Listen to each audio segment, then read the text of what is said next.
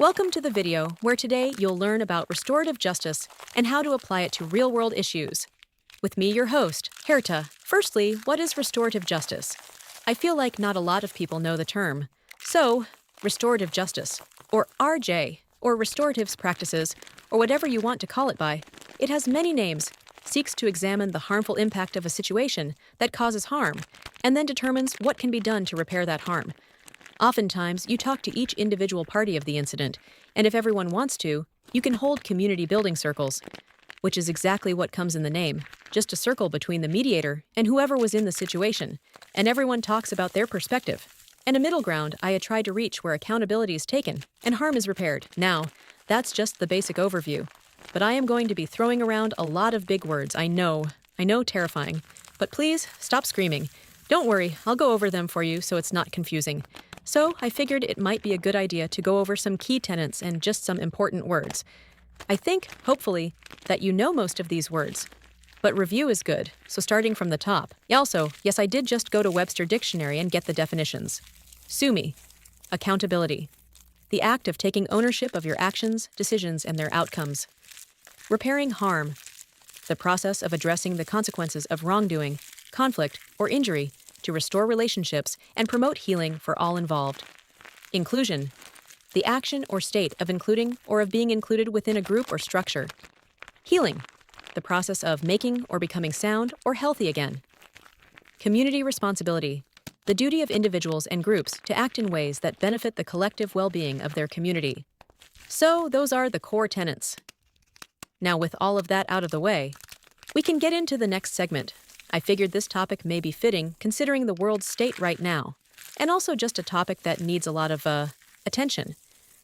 I firstly want to talk about bias and prejudice because those are two very big topics, especially in relation to marginalized communities, which is a lot of what we're talking about. A lot of people have unintentional bias against groups that they themselves are not a part of, whether it be based off of the color of your skin, your religion, or a whole plethora of different things. And this bias is stuff that you learn throughout your life, and it is often stuff you've heard and internalized. Everyone has bias. Bias is the prejudice in favor of or against one thing, person, or group compared with another, usually in a way considered to be unfair. Bias can be anything from preferring Fruit Loops to Cheerios, or to having specific opinions on sexual orientation and different religions, and so on and so forth.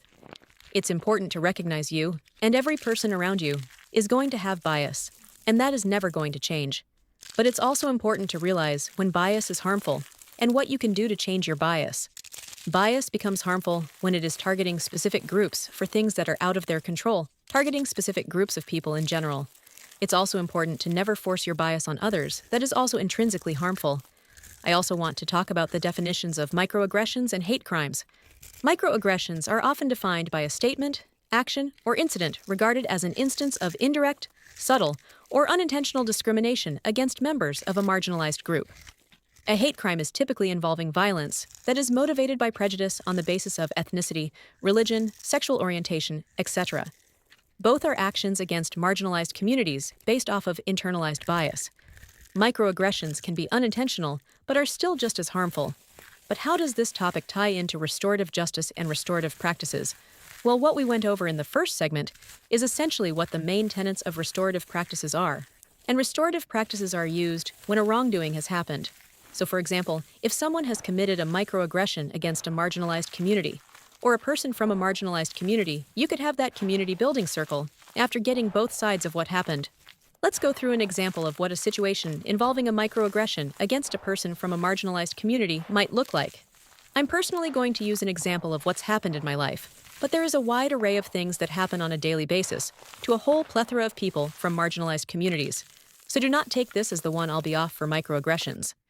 So in this situation, there's this kid in my neighborhood who says slurs a lot that they're not allowed to say. And they had called me the F slur, which I'm used to getting often. But if we had had the opportunity to approach it through a restorative justice lens, I would have asked a neutral third party to join us, preferably someone who's older, in this case, probably a teacher, and I talk about my perspective on the situation, and they theirs. I know I was kind of getting very upset with them, and agitated with them, and angry with them, because they were sort of picking on me and not really leaving me alone. This was like 2 years ago, if I remember right. And so I take accountability for that, and I hope the other person would take accountability for their usage of slurs and not leaving me alone when I had wanted to be left alone and engaging with me when I had not wanted to be engaged with. And we'd have a sort of conversation about what to do moving forward, whether that's just to be avoid each other or apologize or anything along those lines.